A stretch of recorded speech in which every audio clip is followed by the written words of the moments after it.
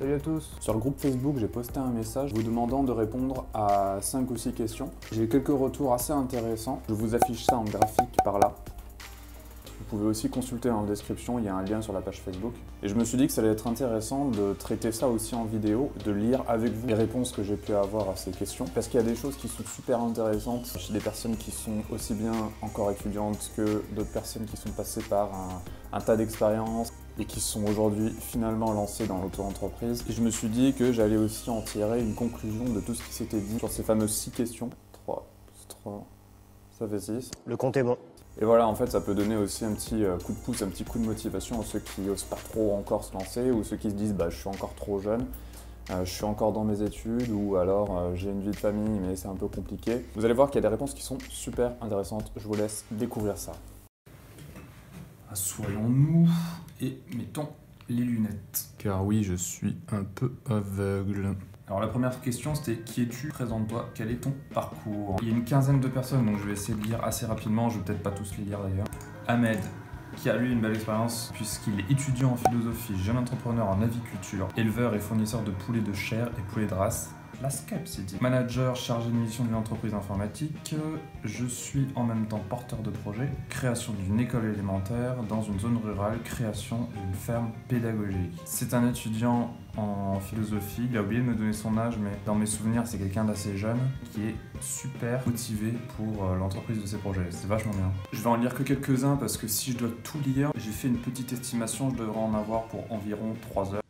À une vache près, hein, c'est pas une science exacte. Je suis pas certain d'être prêt à faire 3 heures de tournage déjà pour commencer. Je suis pas certain que 3 heures d'écoute, de lecture de commentaires, que ce soit hyper intéressant. Frédéric, je suis salarié dans une grande entreprise française depuis que j'ai 19 ans. À 18 ans, j'avais arrêté le lycée avant le bac.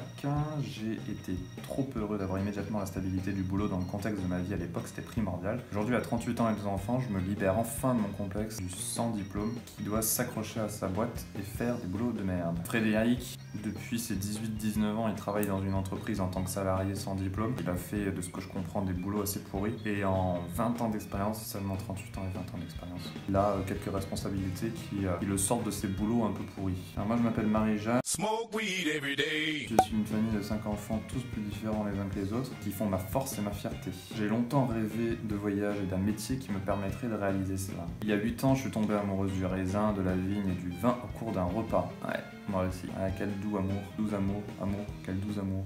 Un doux amour? Doux amour. Buvez Red Bull. Ou Red Bull. Je sais pas comment on dit. Alors, c'est pas un placement de produit parce que j'ai pas assez d'abonnés. Abonnez-vous. Alors, question 2. As-tu des projets professionnels dans le cadre de ton travail actuel? Morgane, elle a des projets pro intéressants pour certains, mais pas suffisants pour que je me dise waouh, j'adore ce que je fais. Ouais, donc là, on a un syndrome de quelqu'un qui est pas du tout à l'aise dans son travail actuel et en fait qui s'est notamment livré à moi pour avoir un petit peu la motivation de se lancer. Frédéric, qui travaille dans sa boîte depuis 20 ans, non, aucun.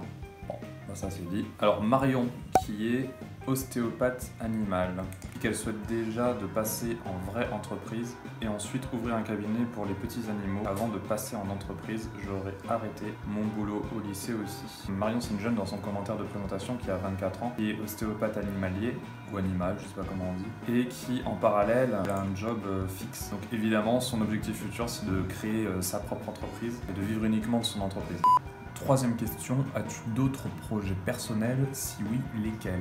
Marianne, qui travaille dans une préfecture. En parallèle, j'ai un blog spécialisé dans le conseil voyage. Pas mal de projets en tête en ce moment, comme développer des liens sponsorisés pour des concepts qui me correspondent, continuer les publications dans la presse, développer les partenariats avec les offices de tourisme, développer les articles thématiques conseils aux voyageurs, être davantage présente sur les réseaux sociaux, me mettre à la vidéo.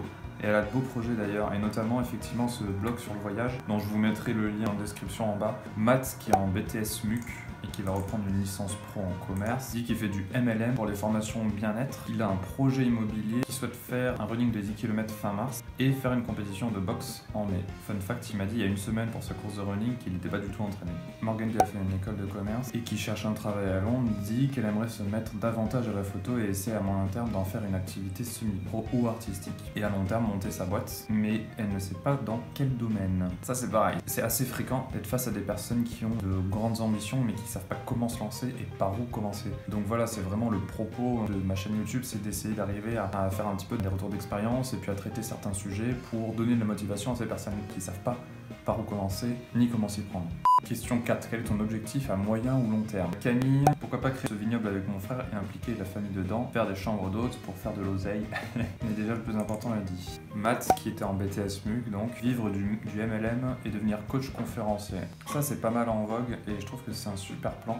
Morgane qui dit ouvrir une mangatech si j'ose me lancer. Et autrement mon objectif c'est pas faire de l'argent pour faire de l'argent, mais me donner les moyens de voyager plus souvent, plus loin, plus longtemps si possible. Pourquoi pas faire le tour du monde? Ça serait génial de me lancer.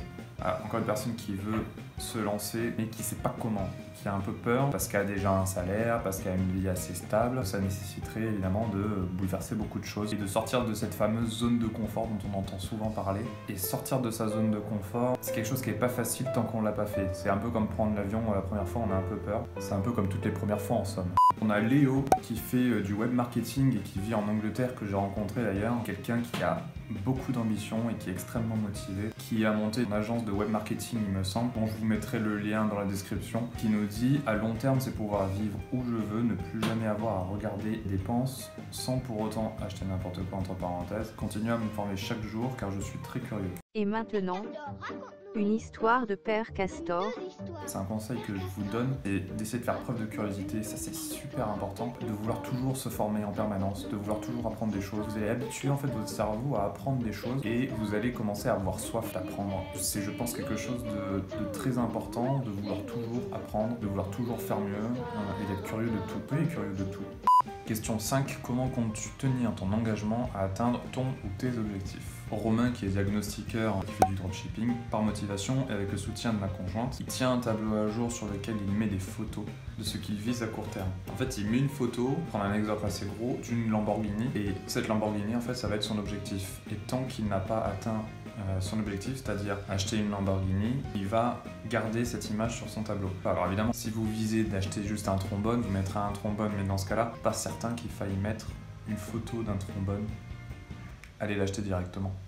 Léo qui nous dit ma technique pour tenir mes objectifs est simple. À partir du principe qu'il n'y a pas d'autre option, je pense que mes objectifs sont pour le moment bien bas. Quand on voit ce qu'un humain est capable d'accomplir, alors si je devais en donner un plus grand, ce serait réformer l'école pour l'adapter au monde d'aujourd'hui. Ouais, effectivement ça c'est un autre projet qui nécessite d'autres connaissances, mais ma foi pourquoi pas. Je pense que c'est important de viser le plus haut possible et de regarder le plus loin possible. C'est comme ça je pense qu'on accomplit des grandes choses. Et enfin la question 6, pour finir, as-tu un conseil à donner aux gens qui ont des projets mais n'osent pas se lancer? Et là, il y a des choses vraies et très intéressantes.